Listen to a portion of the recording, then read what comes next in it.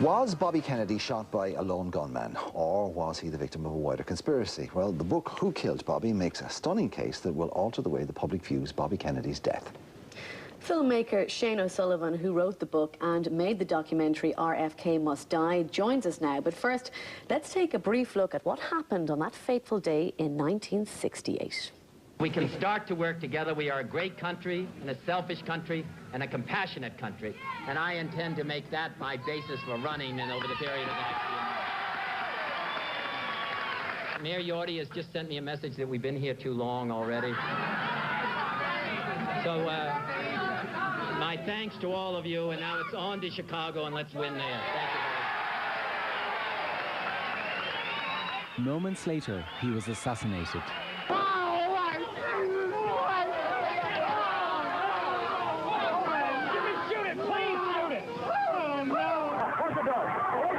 Oh, my God.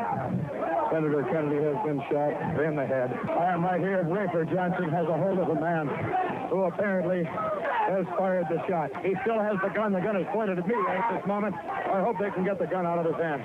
Get the gun. Get the gun. His hand is frozen. Get his thumb. Get his thumb. Take a hold of his thumb and break it if you have to.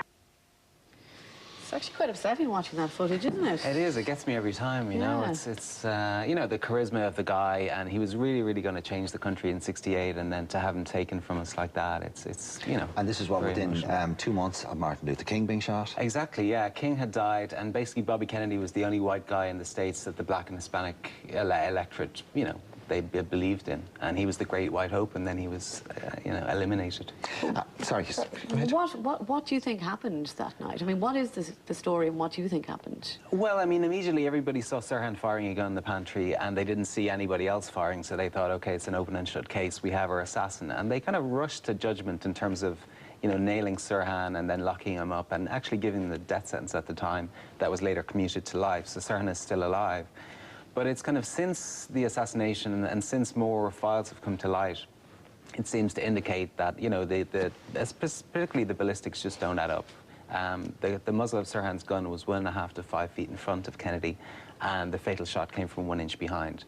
So there's a massive discrepancy there in terms of how could Sirhan be in front of Kennedy. 2 key witnesses were actually between Kennedy and Sirhan, and yet the fatal shot came from 1 inch behind. You know, it doesn't make sense. And there were how many bullets shot? I mean, there were how many reports of gunshots were there? Well, I mean, there were some people who thought there was like firecrackers or balloons popping, but they you know, certain witnesses heard so many shots they thought there must have been a second shooter, but they couldn't see it, a second shooter. But obviously, if there was a gunman behind Bobby Kennedy, an inch away with a gun cocked upwards, which is what the trajectory tells us, that would be masked by their body.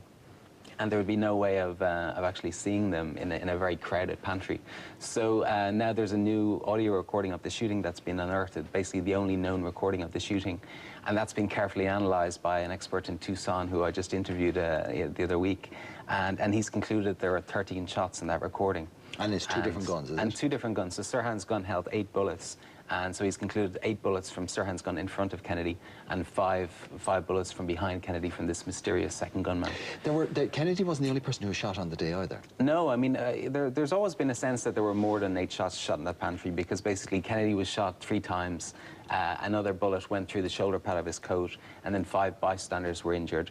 And there were multiple bullet holes in the pantry as well. So it always, you know, was a question of how could Sirhan's gun inflict all that damage. It seemed like we were beyond an envelope of what 8 bullets could do, you know. So this audio recording seems to finally make sense of all that. And, you know, that's why it's quite exciting now that we've quite a strong case going forward, I think. Did they believe that Sirhan was hypnotized when he did it? It's very interesting what the theory is. Yeah, I mean, you know, obviously a lot of people will see the Manchurian Candidate, the original film or the update with Denzel Washington and stuff. But, I mean, this is based on fact. I mean, the US Congress in the 70s investigated CIA dirty tricks in the 50s and 60s when, you know, a lot of their operations were out of control.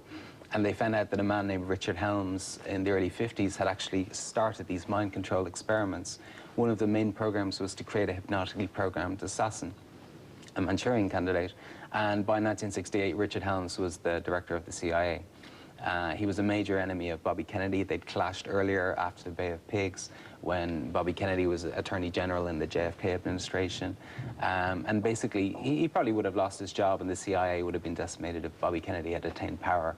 So he's always been a very interesting character for me in terms of having a personal motivation and also a strategic motivation in terms of stopping a Kennedy presidency. Because, of course, Kennedy would have pulled out of Vietnam, you know, stop the defense spending, et cetera, similar to the Bush-Iraq kind of stuff. So there were major reasons why, you know, they feared a Bobby Kennedy White House. Plus, he was so close to King and the Black and Hispanic, you know, he would have really challenged the establishment. Well, when you consider that the two biggest private armies in the US would have been the CIA and the FBI, and Kennedy had directly come into conflict with both Hoover and Helms. Yeah. So, I mean, as conspiracy theories go, there's an awful lot of evidence to back it up. Tell us about the girl in the polka dot dress. She's very interesting because there was a girl in the polka dot dress seen with Sirhan in the pantry just before Kennedy came into the pantry. So he'd made his victory speech and then he came into the pantry and was walking through. And Sirhan he's just a short little guy. He was a failed jockey, so he was 5'2".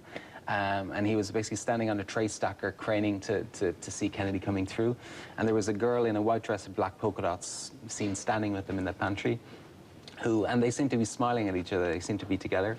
And then, of course, she disappeared, and a few minutes later, she was seen running down a fire escape with a Mexican-American man in a gold sweater, shouting, we've shot him, we've shot Kennedy, by this witness called Sandra Serrano that I interviewed in the film. And it was curious because an hour after the shooting on live NBC TV in the States, Sandra Serrano, this young 20-year-old Kennedy volunteer, was interviewed, and she gave, you know, an immediate interview suggesting that there was a conspiracy. And, you know, the interviewer was kind of looking around, you know, is this a nutty Kennedy volunteer who's just hysterical or not? But actually, you know, it still rings true today what she said. And I interviewed her, I think the first interview in 38 years. And again, she's a very credible person. She's a delegate to the Democratic National Convention. And she still insists that's what she heard. And she still insists that she felt the girl was involved.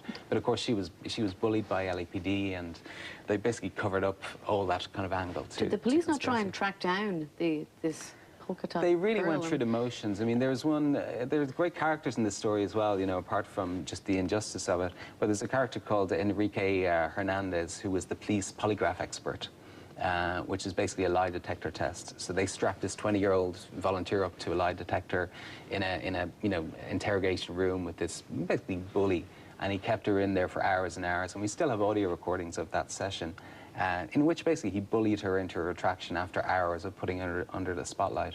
And she broke down in tears, and he was using every manipulative tactic, you know, they might use in Abu Ghraib or whatever back then. And it's scandalous.